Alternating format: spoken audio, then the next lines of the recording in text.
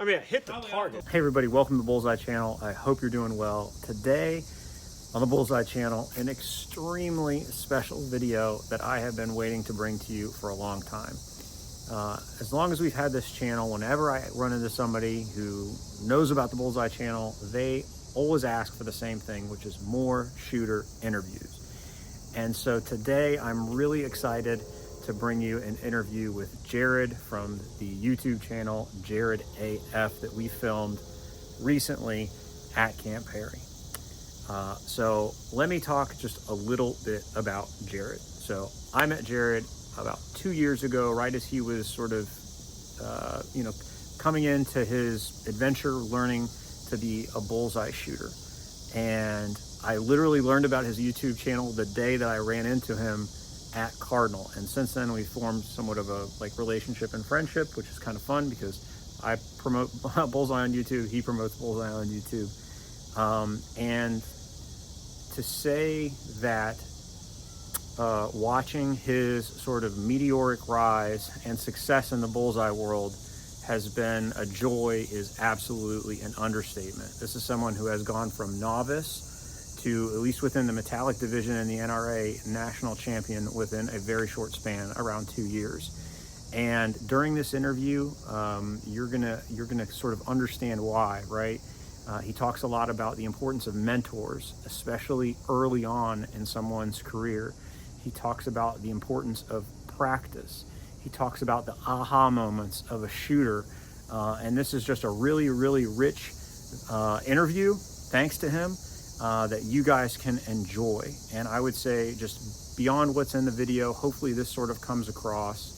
And I really, really mean this. Jared and his success and him as a person is an example of authenticity and credibility in a gun tube YouTube space with false machismo and unearned credibility. This person both walks the walk and talks the talk, and he does so in a very approachable, reasonable, and enjoyable manner. So this is a long video. Get a notebook out, get you something to drink, and enjoy. I give you the 3 rules for life in the video, so I'm just going to conclude this little intro with hold hard and shoot straight. And of course, Jared, if you're watching this, really, I very much appreciate you sitting down and taking the interview. So with that, enjoy. Hey everybody, welcome to the Bullseye channel. I hope you're doing well. Today, a very special video on the Bullseye channel. We're going to do 25 questions with JaredAF from the famed YouTube channel JaredAF. Say hello to everyone. Hello, I'm very special. You are very special. So we try and do these. We haven't done that many, but we try and do the 25 questions. We're here. We had the opportunity, and so for your viewing pleasure, we're going to go ahead and do that.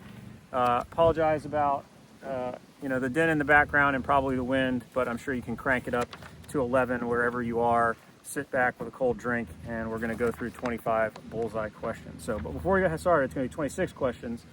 Can you tell me, obviously you have a YouTube channel, JaredAF, a lot of subscribers as GunTube goes, especially for something that talks about classic firearms and precision firearms.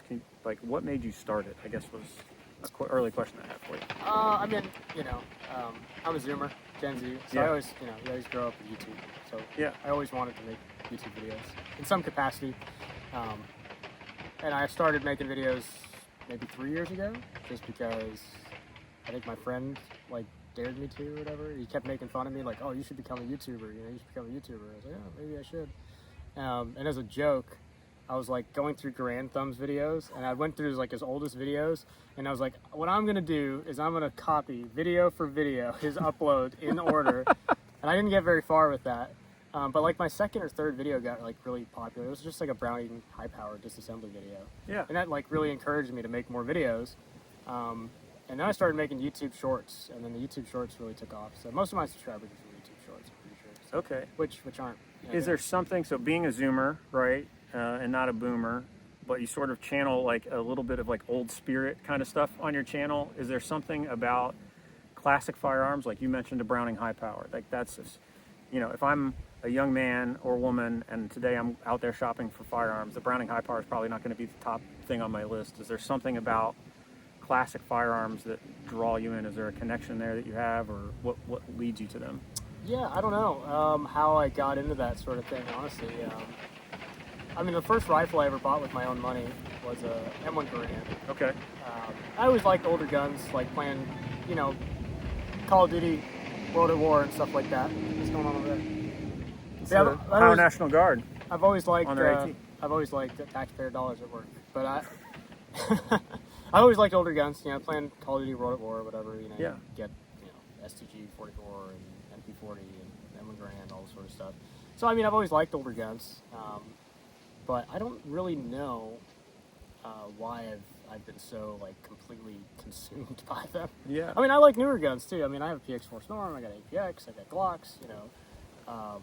So But I've been discussing the PX4 lately, and I know we're not getting into 25 questions yet. What's your take on it? it's a good gun. I thought it was great. Yeah, as far as like my choices for concealed carry, like defensive, like that's right at the top. Yeah. It's like right, like I think it's the most capable defensive handgun that I have. Wow. That's awesome. Yeah. Also, I sense a little bit of like a Smith & Wesson revolver love. Oh yeah. Yeah. Absolutely. Smith & Wessons are so much better than Colts. Yeah. I mean, don't get me wrong. Colts have a great single action trigger. Yeah. Double action stack a little bit, but they're you know they're a little they're sensitive. Nice. Right. Smith & Wessons are just like tanks, and they're cheap, and they're beautiful. They are. I saw somebody shooting the like full underlug 686 Oh yeah. or maybe 586. That's the blued one, right? Yep. 586. Yep. And I just was reminded, like, that's a gorgeous gun. Yeah, I think you ever see the 14-6? It's No. a full underlug model 14. It's a K-frame, so Wow. it's like a smaller 580, but it's like the proportions. What's it called? It's a 14-6. Oh yeah. So model 14, but dash 6. Dash 6. And it's got a full underlug, and it's like a mini 586. It's super cool. Nice. All right. With that, are you ready to talk Bullseye? Sure. Ready for 25 questions? Yeah, absolutely. All right. 25 questions. Number one, how long have you been shooting Bullseye? Since November of 2023. Okay. So recent. Fairly recent. Yeah, and fairly compared to some of these guys, right? Like they've been shooting it since, You know. since like Teddy Roosevelt set this thing up, right? Back in my day. And you've seen great success, right? I think so. So you had, Yeah. at the NRA National Championships, you were the metallic winner, Right. right? We'll get to iron sights here in a minute. So first off, congratulations on your success. Thank you. Like, it's been Appreciate it. a hell of a lot to watch. All right. Where did you start? Where was your first match? Talladega Marksmanship Park. So CMP Travel Games. Yep. Nice. It was the first one where I could attend the rifle and the pistol staffs because they had them scheduled on separate days. Yeah. Normally, when you go to the travel games, I don't know who decided this, but I was going to the travel games back in like 2020, 2021, and every time I wanted to shoot the pistol staffs, the rifle staffs was at the same time, so I had to choose, and I always chose rifle because I guess I thought I was a rifleman or something. Right. We are Marines. Right, exactly. So that's where I was naturally drawn to. I was like, oh, I'll shoot the rifle stuff, and I shot service rifle, and I shot Garand matches and stuff like Yeah. that. And I was like, I did okay. I mean, my high power best is like right under a master score. So Yeah. I mean, it's a lot. It's a lot. So on that, right, and we're kind of hitting on a theme here. Younger of age, you're probably 30 to 40 years younger than the average Bullseye participant. Probably. You like Grand matches. What would be your pitch to someone who's in their mid to late 20s and is curious about Grands and surplus and competing? Like, what's the draw? Like, what's the value offering for them? Well, for competing, I mean, here in Bullseye, I wouldn't recommend like an old surplus gun. I Sure, would just recommend yeah. buy a Mark IV Yeah. in a case of CCI standard. Yeah. And my big thing is that it's cheap. Like, Yeah. it's so cheap to shoot Bullseye. Yeah. You just need a 22, like a Mark IV, a Browning Buck Mark, Smith & Wesson, any of those. Any of them will shoot. Yeah. Case of CCI standard, it's like 7 cents a round. Yeah, I mean, that's it. That's all you need. And a stack of targets, right? Yeah. You can practice at home. And, I mean, you might have to drive an hour or two to find a match, but you can shoot Bullseye at home for, like, that much. Yeah. Under $1,000, and you can start. That's basically what happened to me. Was after Talladega 600, I just started hammering out targets, right? Mhm. I just bought a bunch of 22, and I bought targets, and I just hammered them out like all the time, every single day, pretty much every single week. I was shooting at least 3 or 4 days out of the week. You know, come to the line, do like 2 or 3 NMCs, and that was it. And now you're a national champion. Well, metallic. Well, metallic. All right. So we talked about what drew you to it. What was your first target pistol? Was it the? My first target pistol? Yeah.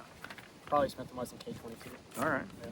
Actually, I shot my first EIC with the K22. Really? I didn't know. I did 22 EIC. Did you didn't get know. points? No, I didn't. I shot like a 2. Well, it's funny because I shot on the SAPs. I shot like a 240 something, 246 or something in the SAPs. Yeah. And I shot that 22 EIC was my first one-handed bullseye match because SAPs you shoot with 2 hands. Yeah. And I shot better on that. I shot like a 251 or something. And I was thumb cocking, and it's a 22 EIC. So on the rapid, you got to come up, and I'm thumb cocking, right, to shoot single action. And I shot like a 251 or something like that. Okay. And then I borrowed someone's service pistol for the service pistol match there, and I shot 250, whatever the cut score was, so 250 or 251. What is other than that? What is an early memory that you have of Bullseye? Yeah. So the Texas State Championship last year. Mm-hmm. It was last year. That's right. I remember like the first time where I felt like I was kind of getting the hang of it was like I shot the revolver match and I came in 3rd place behind Greg Markowski and Travis Jorgensen. Oh wow! So I was like, wow. Yeah, and I felt like that bronze medal meant more to me than like a gold I had won at one of the other travel games. Where, you know, I was like, I beat the next guy by like 15 points or something. I was like, you know, yeah. But like when Travis and Greg are the only 2 names in front of you, it's like, oh, Great. Nice. Greg Markowski being an amazing shooter and a professional shooter. Yes. For the Army Marching Yes, Band. exactly. Yeah. And the machine. Right? The machine. The machine. We've had videos of him shooting double action revolver, and it's He's like a stepper motor when he pulls. He's like Doug Hall's little trigger system, you know, like he just pulls the trigger for you. What are your current classifications and distinguished status? So I'm distinguished pistol, 22, and revolver. Okay. And I am, I think, master outdoor pistol, NRA and CMP. They have my classification messed up. 22 only, I'm solidly high master. Okay. But you know, the service pistol and the rimfire pistol class, they're weird, aren't they? Like 90% is doesn't really count. No. Oh, air pistol master. I'm very proud of that. That is air pistol master. Yeah. I wonder what's the cut score for master air pistol? 58, I believe. Okay. Yeah. Yeah, that's pretty good. Nice. What aspect of your bullseye shooting do you think you're best at? The long line. Long line? Yeah, I feel like that's kind of why I felt like I could really excel, was because even my first year shooting bullseye, I haven't really figured out time to rapid fire. Sorry. No, you're fine. I hadn't really figured out time to rapid fire. And my time to rapid fire scores like 90, 92, 91. My long line was always like above 90, like up, you know, and sometimes it'd be 97, 96, you know, which is like really good. And this is right? with irons. With iron sights, yeah. So I felt like if I could just tie it all together, if I could just back it up, I mean, that's all you got to do to shoot bullseye. You just got to back it up, right? You shoot good long line, and then you just back it up on the short line. Which area do you think you need the most improvement on? Rapid fire with the 45. Rapid fire with the 45. Yeah. And is that a recoil thing? No, I don't know. It's weird. I just don't feel in control, right? Like with my 22, I mean, I know I've shot it so much. I just don't have the time in it, right? I've shot my 22 so much. Like I know everything about that trigger, and I know how fast I can be on that trigger, how hard I can hammer on it and still shoot a 10 or shoot an X. With my 45, I just don't have that. I don't have that confidence on the trigger like I do with my 22. I'm getting better at it, and I've definitely improved just being up here and talking to John Chu and all that. You know, and to John Zurich, just talking to all these people, right? That's one of the best things about coming up here. You just have access to all these people who know the answers, right? They have the answers. That's a crazy thing too, because like there are very few sports where the top competitors are as approachable as they are here. Yeah. Right? Like John Chu, multiple award, like national champion. Right. You could walk up to him on the line, ask him a question about his technique or his process, and he will give you the time of day and then some. Yeah. And it's very rare that that happens. Yeah, it's funny. Someone asked John, like, hey, when's your next clinic? And Will Bethards, you know Will Bethards. Yeah. He was like, John gives a clinic every time he shoots a match. And I was like, you just got to pay attention. I was like, he does. He really does. Center hold or 6 o'clock with your metallic? Center and your hold. irons all the time? Irons all the time. Center hold. Some guns I will 0 6 o'clock. Yeah. but not my serious guns, not my competition guns. Like my carry gun, I was 0.6 o'clock because it could shoot 100-yard center hole with Okay. 6 o'clock at 25. So, Do you think you'll ever switch to dots? yeah, I mean, eventually. I mean, Yeah. I've played around with them before. I mean, I have shot dots Yeah. before. I shoot them just as well as iron sights. Yeah. I think where I would see the biggest benefit, like if I were to jump right now, would probably be 45 rapid fire. Right? It's just Yeah. it gives you more time because you're not spending so much time lining the sights and having them in the center and pulling the trigger straight to the rear. It's just drifting that dot in the center and applying trigger pressure. Right? That's interesting. So So where do you put your feet in relation to the target? Is this something you pay attention to? Like, are you bladed completely, I'm pretty bladed, 90 yeah. degrees? It's funny. I used to. That's that youth. That's Well, that youth. no. So I started off actually. I used to shoot almost like straight out in front. If you watch some of my older videos, I mean, I'm shooting like this is my get off my lawn stance Yeah. right here. You know, what are you doing? Get off my lawn, right? Nowadays I shoot pretty bladed. And actually, I noticed recently I shoot bladed, but I think I kind of do want to turn inboard more. Yeah. I noticed I kind of cock my hips out this way, so maybe I should not be so bladed. Maybe I should be like 60 degrees, or wait, 45. Yeah, like 60, 70 Yeah. degrees. I mean, I don't want to be like all the way out. I hate being all the way out here. I just feel like I'm gonna fall over. Yeah. Right? There's a little bit of an inboard, degree to it. That's interesting. So I don't know if you're like a prolific or obsessive gun buyer, but do you have a target pistol that you want to buy next? Like, is there something that's on your want to own list? More Hammerleys. More You Hammerleys? never have enough All the Hammerleys. Hammerleys? All of the Hammerleys. All I the didn't think I had no idea what a Hammerley was until I watched like your video on it or something, and I was like, hey, that's like a Smith 41 but way cooler. I think that I feel You know? I feel like one positive/negative consequence that I've had talking about Hammerleys on the channel is that I've increased the market for Hammerleys. Probably. It's so like you can't get Probably. as much. I always direct people to like, hey, go buy a Hammerley, and it's like you can find them. I know where to find them. You know, it's like They're not hard to They're not hard to find. find. They're not that expensive. No, for what they were. I mean, when those guns were new in the 70s, Yeah. they were $400 and something, right? Mhm. Which is like $4,000 today. Right. The purchase, and that's a straight inflation calculation too. If you think about like the purchasing power, the opportunity cost, right? You could have spent $400 back in 1970 investing in something that would be worth $12,000, Right. You know what I Yeah. mean? So those guns were worth a lot of money, and they're on fire sale right now, right? Yeah. Pretty much. Yeah. That's why it's like more Hammerleys. Buy a Hammerley, Buy a Hammerley. but not the one that I'm shopping for. That's right. Do not get in a bidding war with me on Gunbroker. Right, yeah, For a Hammerley. I will. I will probably lose. But what's your favorite target pistol that you own? Hammerley 208. Hammerley 208. That's a pretty easy one. Is your favorite caliber 22? Oh, absolutely. Yeah, that's my favorite as well. 22 long rifle. Anyone that knows how to shoot, likes to shoot, will pretty much say the same thing. 22 long rifle is your favorite. That's caliber. one thing I've said in the past is like the 22 will probably be the first and last caliber I ever fire, and it's also the caliber that like it can just be you shooting in your backyards at pop cans or the Olympics. Yeah. Right, and that's like you can take it literally to the top. yeah, Literally to the top. it really is that special. And it's frankly, I mean, I think Jerry Mitchell did a video a while back where he was like, if you could only have three guns or whatever, he said like a 22, a 357 Magnum, and a shotgun. Like a 22 is gonna be on there, right? Yeah. Anyone that really knows how to shoot, they're going to have a 22 on their top list somewhere. Yeah. It's the only way to afford to be able to learn how to shoot. Unless you're one of these sponsored AMU guys, right? Where you just get a pallet of ammo and Yeah. right, all the best guns thrown at you. Yeah, so 22. The analogy I think of is like if you're in the cars, right? Supercars. Yeah. Super fast acceleration, really nice top speeds and stuff. Insanely expensive. Motorcycles, supercar performance, at like a 20th the price. That's what 22s are. analogy. You can get an accuracy X, or the X series will be like what, $7,000 I think they are now. A Ruger Mark IV is $400, and they shoot better groups most of the time. You know, at 50 yards, like out of a ransom rest. Yeah. Well, I don't know. They're close. It's like it'll shoot. You're talking a 10, about Mark IV. It'll shoot a 10x group. Yeah. Any day, any Ruger Mark IV, unless it's like really messed up. Yeah, it is easier to get accuracy out of a cheap 22 or a 22 in general. Yeah. Right. We've done the 50-yard tests on my channel, and pretty much even like $3,000 Pardini is going to get about 1.5 inches, right? Marvel's they're all kind of coming in plus or minus a half inch around that inch mark. Yeah. Which for this sport is perfectly They're acceptable. all X-ring guns, those 22s. Yeah, it's ridiculous. So, and then you're paying, for a lock breed. I explained this in one of my videos about why they shoot air pistols. Air pistols are even more accurate. Yeah. Because you have one variable, how much air it's letting out of the. Yeah. Or you have two variables, the pellet as well, Yeah. right?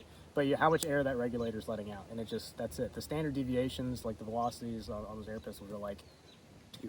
You know what I mean? Like 2 meters a second. You know what I mean? And for 22s, even it can be like plus or minus 20, 30 for like really good stuff. Yeah. Like really good stuff. But it doesn't really make that much of a difference. But with 45, like you have a 1911, it's got so many moving parts. Right. It's a Rube Goldberg machine in there. Yeah. Right? You're trying to create a barrel fixture out of a Rube Goldberg machine, essentially. it's just so much easier to get an accurate 22 and start shooting the sport, and just. I mean, you can shoot all the way to the Olympics, like you said. Yeah. You can take it all the way to the Olympics. So you mentioned the Texas State match and coming in, third behind 2 amazing shooters, and that being like an early thing that propelled you and that you really valued. Do you have another, like, what is your most, if that is it, you can just say that, but what's your most cherished memory of Bullseye?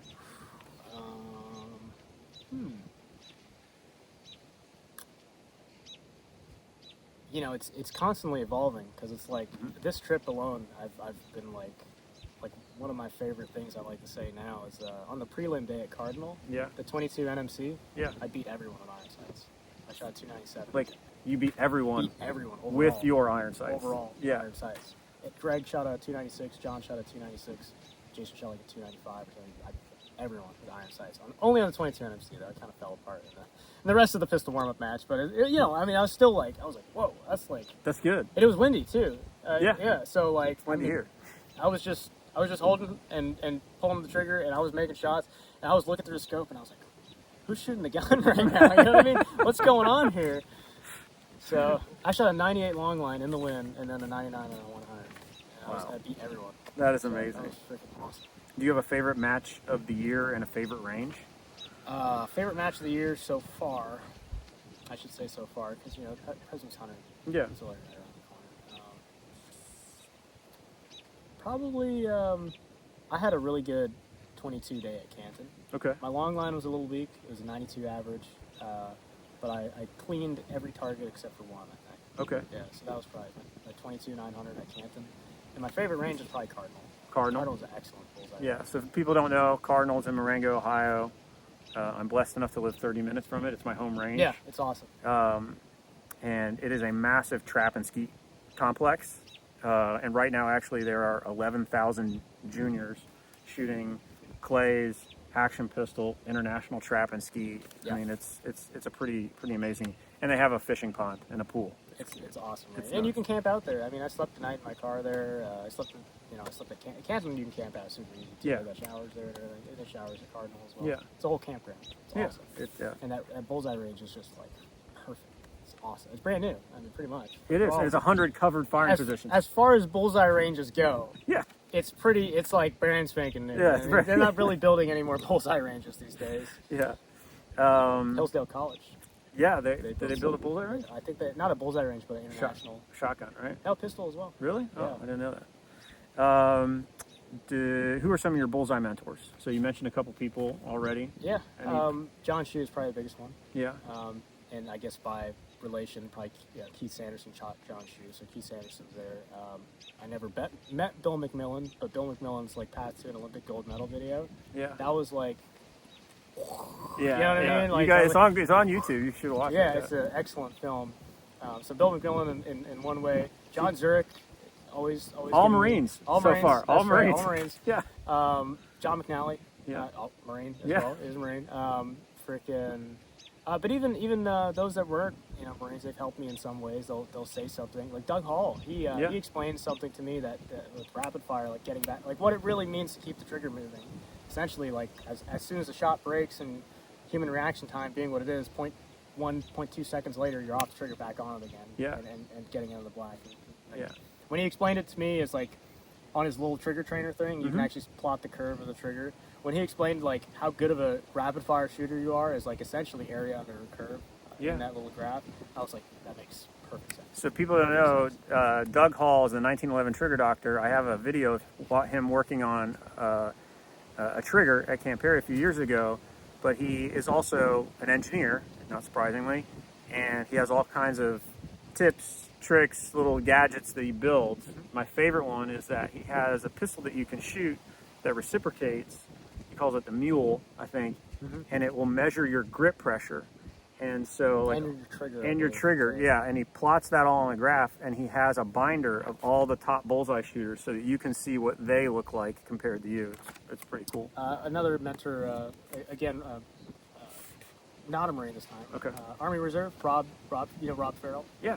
Tall Wisconsin guy. Yeah, absolutely. Yeah, he. I mean, starting out, he was actually the first person that, like, I mean, they were trying really hard to get me on the Army Reserve team. When they saw me at Talladega and I was shooting, that was like my first Bullseye match. I want to get you back in the uniform. Yeah, you know what I mean? I shot the cut score on my first service pistol match using his gun. He was like, oh, yeah, we need this guy. You know what I mean? But he, you know, we would always, like, in that first year, I was always sending him targets. He was always giving me advice. One of the biggest things that really, shot my slow fire scores, like, through the roof was he told me sight alignment is more important than sight picture. Like, very early on, like, probably the second day I'd known him. And I didn't really know what that meant until, like, one day I was practicing and I got it. It just clicked. Yeah. And sight alignment is more important than sight picture. Period. Like, it just makes, like, once you shot enough to realize it clicks. But that was the biggest thing he ever taught me. Yeah. And then going back even farther than that, my PMI in the Marine Corps, right? The other big thing that's kind of underpinned everything in my shooting. His name is Sergeant Nate Armendariz. In Armendariz, I think it's a Mexican last name. But he told me, break the shot without the sights moving. Yeah, That's the simplest That's it. prescription for a good Exactly, shot. that's Yeah. everything. It doesn't matter if you're shooting it this way or sideways or upside down. It's break the shot without the sights moving, right? Yeah. And learning to dry fire, you grass week, right? You spend a whole week just dry firing. Yeah. Thousands and thousands of times and learning to, like, they told me this is how you get good at shooting, dry firing. I said, okay. Yeah. And that's it. Okay. And I still agree with that. Frankly, I mean, you know, if you can't make it to the range, just dry fire. It's the same thing, the same neural pathways you're training to shoot. And then when you go to the range, you treat it as like a confirmation that you're actually doing the right things in dry fire practice. Yeah. That's how I feel it is. And I dry fire constantly, and that's a habit I was taught back then. And my PMI taught me that break the shot without the sights moving, and just, you know, bring it all together. There's some peculiarities with Bullseye, and I guess I took like a duck to water with Bullseye. Right? Well, and I think too, like, it's one of the things I liked about the military, but like the Marine Corps in particular. Like, they're going to tell you how you need to get better at something, right? Like, hey, we're in the Marine Corps. We value marksmanship, right? Every Marine or rifleman. This is how you become a good rifleman. Dry fire. And then it's kind of up to you, and then sort of the encouragement of the leaders around you to just be like, go do that. Yeah. And it's, your ability to dedicate yourself to what makes you better is ultimately the thing that makes you achieve the things that you need to achieve, whether that's your expert marksmanship badge, which is, what everyone shoots for, right? Until you realize that there's like 9,000 other badges that you can get. Right. And it goes all the way. So it's not surprising for me to hear that, like, underneath all of this is your experience in the Marine Corps, and it's rewarding to hear that as well. So yeah, that's but good. They got rid of Table 1, so I don't know anymore. They did.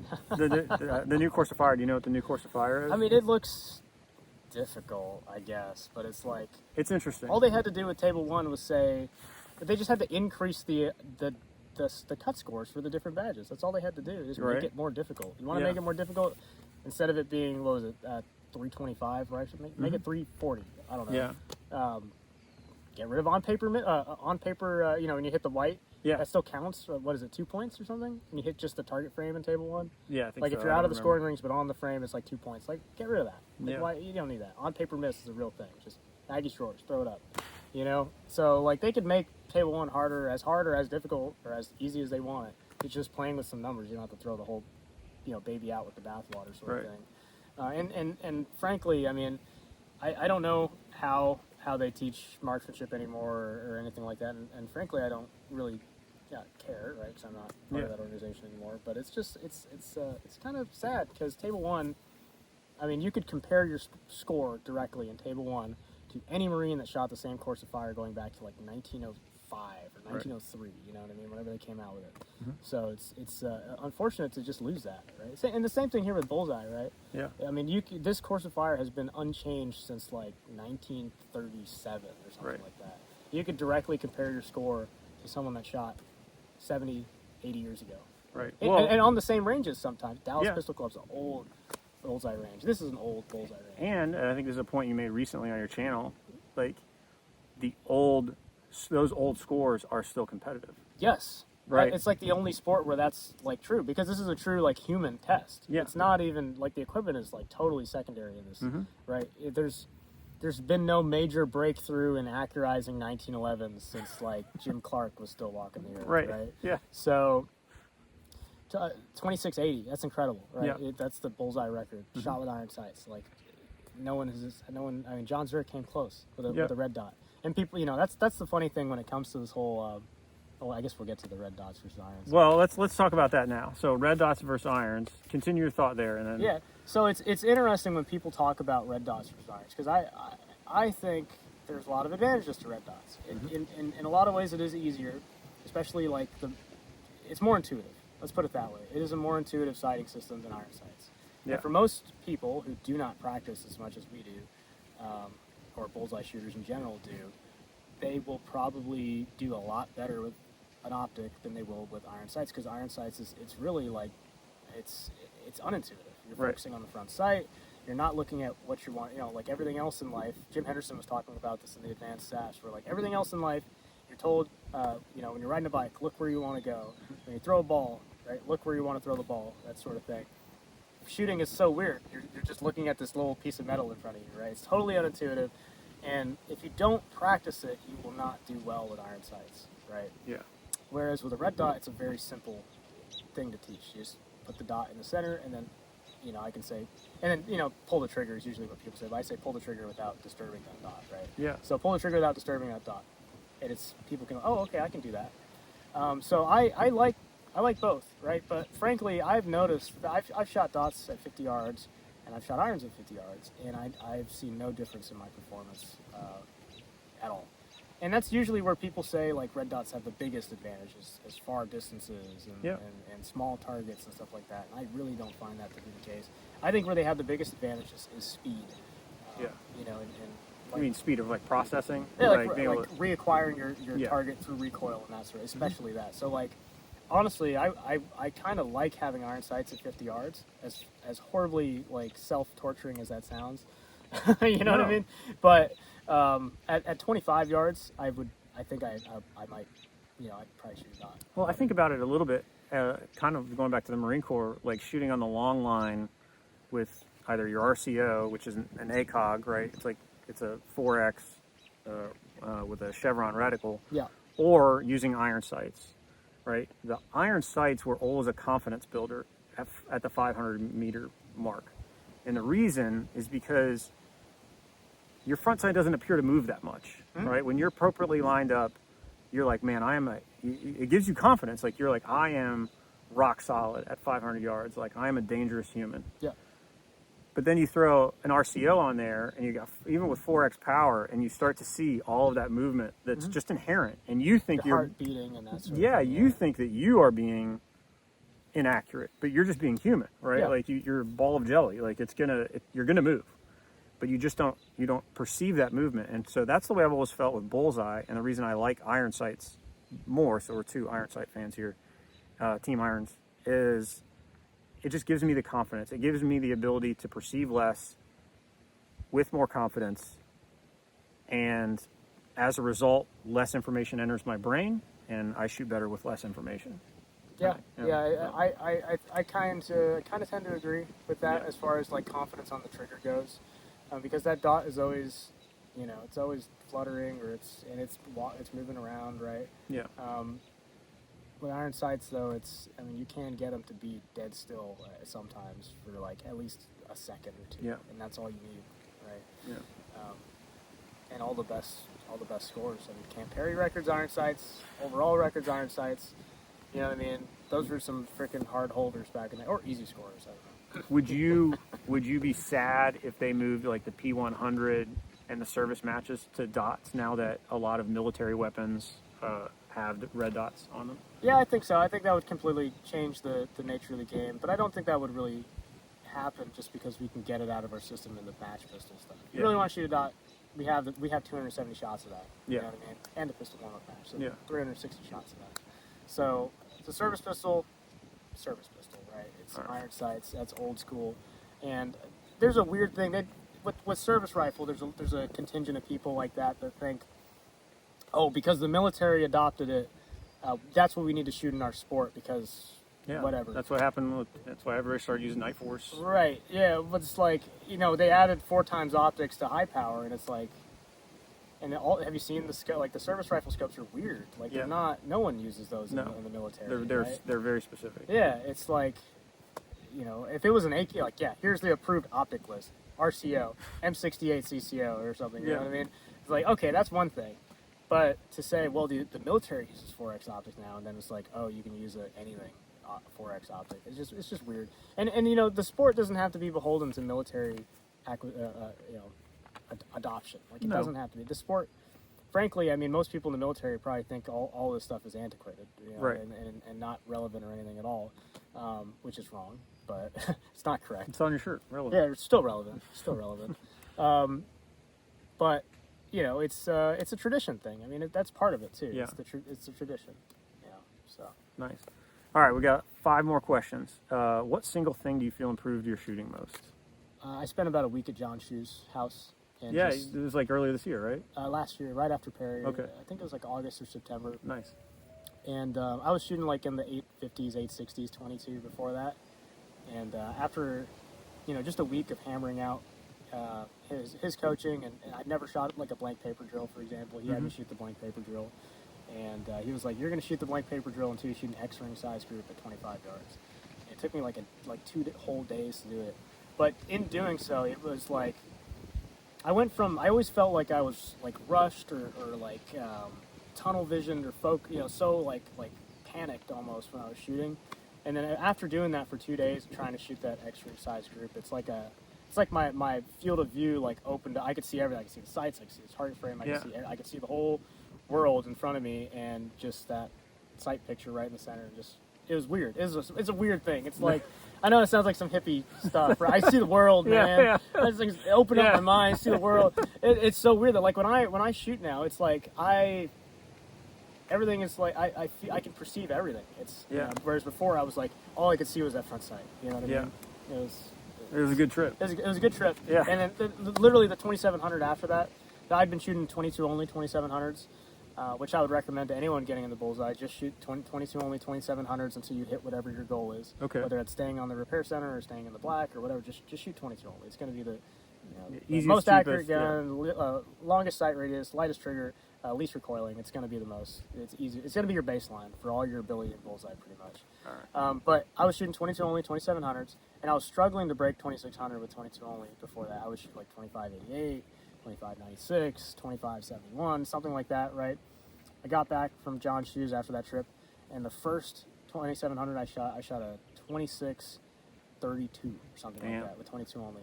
And then the next month I shot a 2650 with 22 iron sights.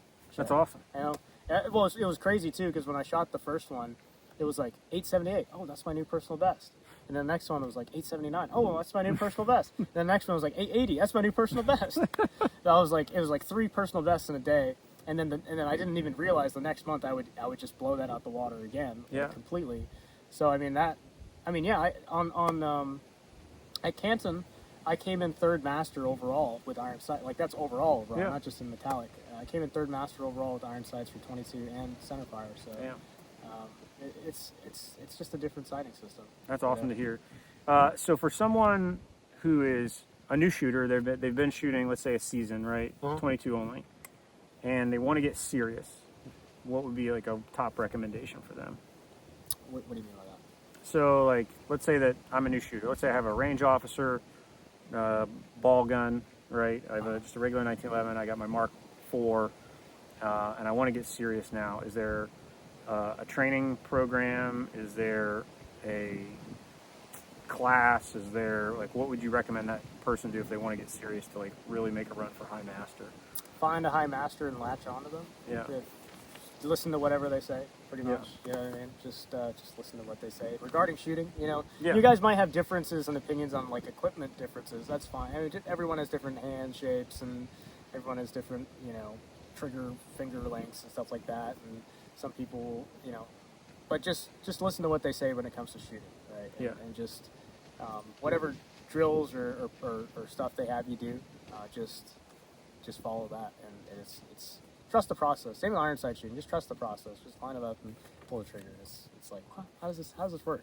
Nice. How's our brain able to do this? You know what I mean?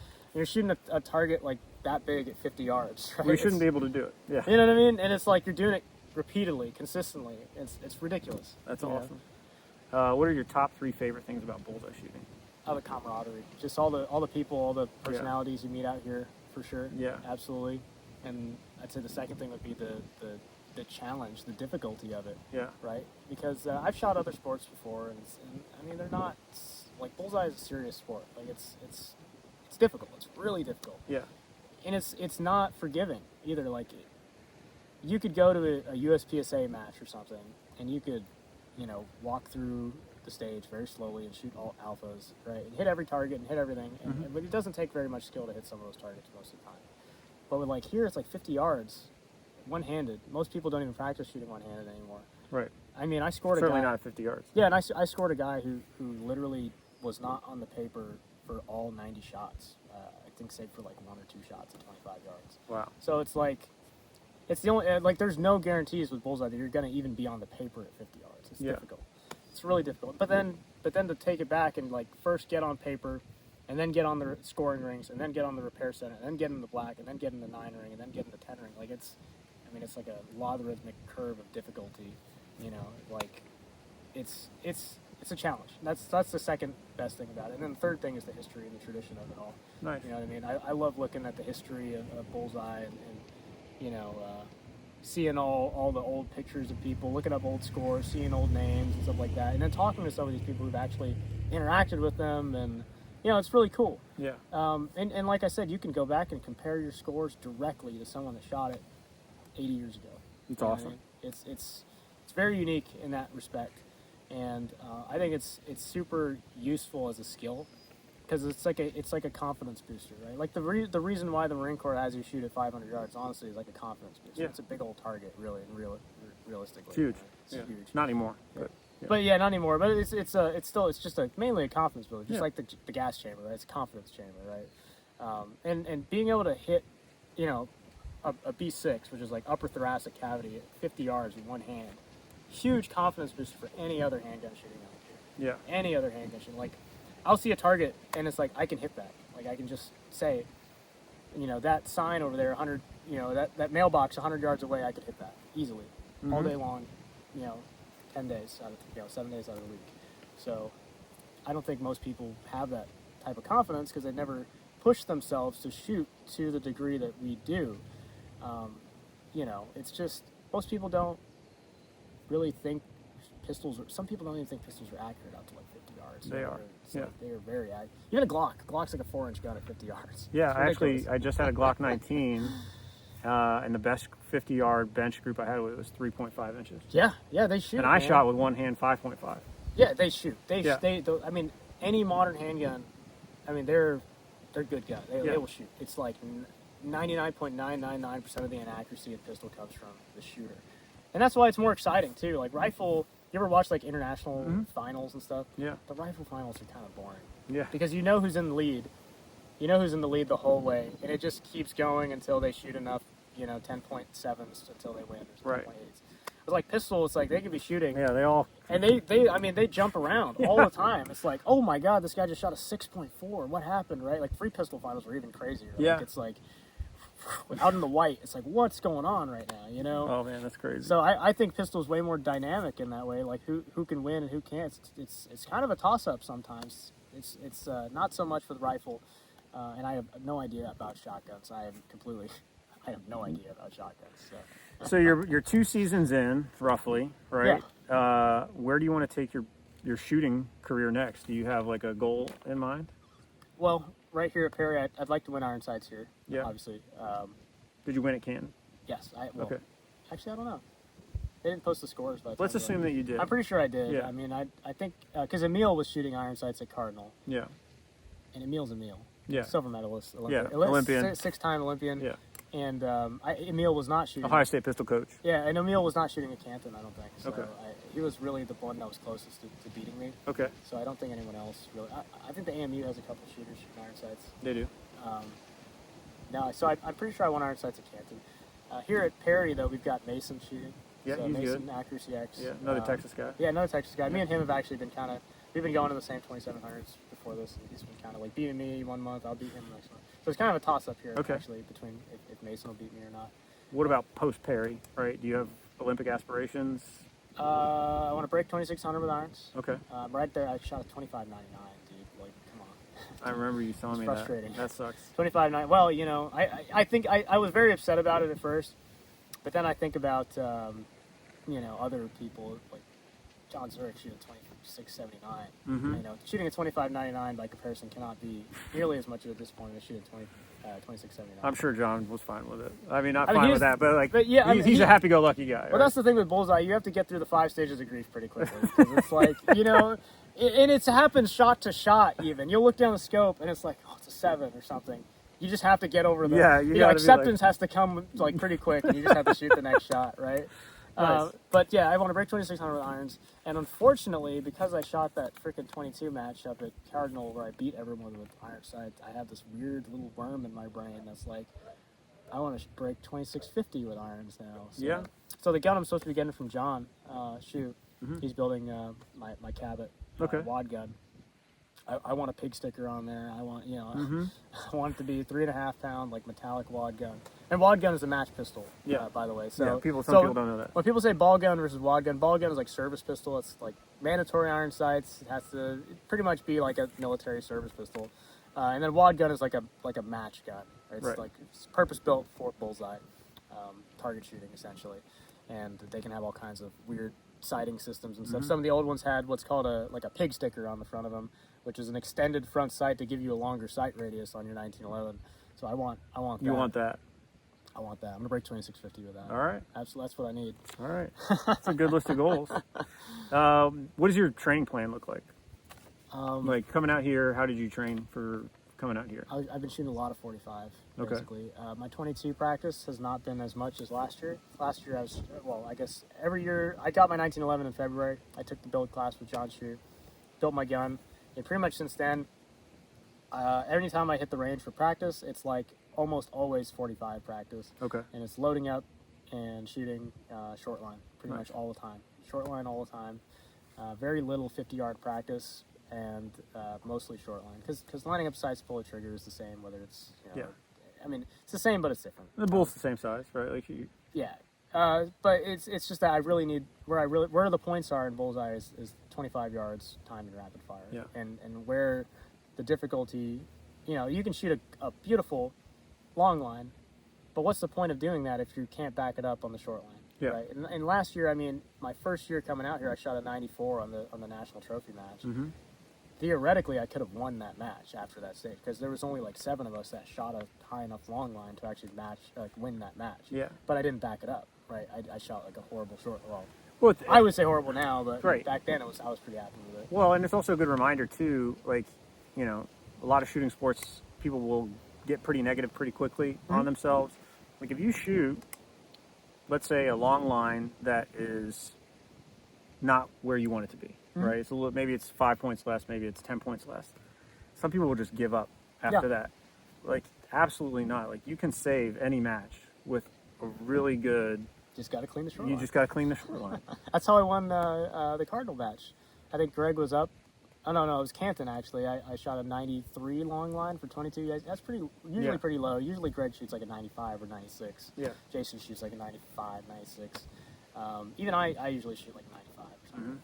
I was like, yeah, I just got to clean the short line. Coincidentally, I shot very good long lines and blown it on the short line. Yes, So absolutely. not And only are there a lot of points to gain, there are a lot of points to lose on the short line. Absolutely. That's where it's really where you can lose the most points. All right, last question, and maybe the most important question in bullseye shooting: Can one buy points? Can a person buy points?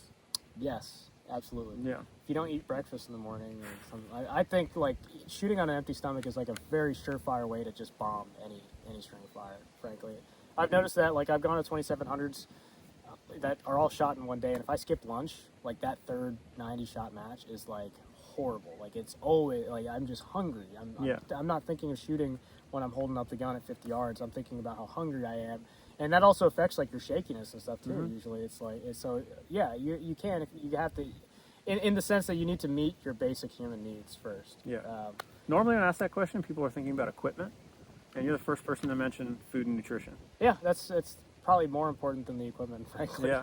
You know, because you're talking about losing points there. You know, when it comes to Bullseye, getting rid of the gross mistakes will get you so far, right? Yeah. Like if you shoot a 7 in a big string of mostly in the black, that 7 it hurts, it stings, you know, and that's gross error. Like if you do the math on sight alignment and everything, it has a gross human error. If you can eliminate the gross human errors, like not eating, like skipping breakfast before, that's a gross human error in your shot process. Yeah. Frankly, in my opinion, that will cost you a ton of points, you know, over time or in each string or whatever. It's just, eliminating the mistakes is huge. Okay. Yeah, so. Well, good. Well, Jared, thank you so much for taking the time and coming out here. I wish you well. I'll give you a handshake, Semper Fidelis.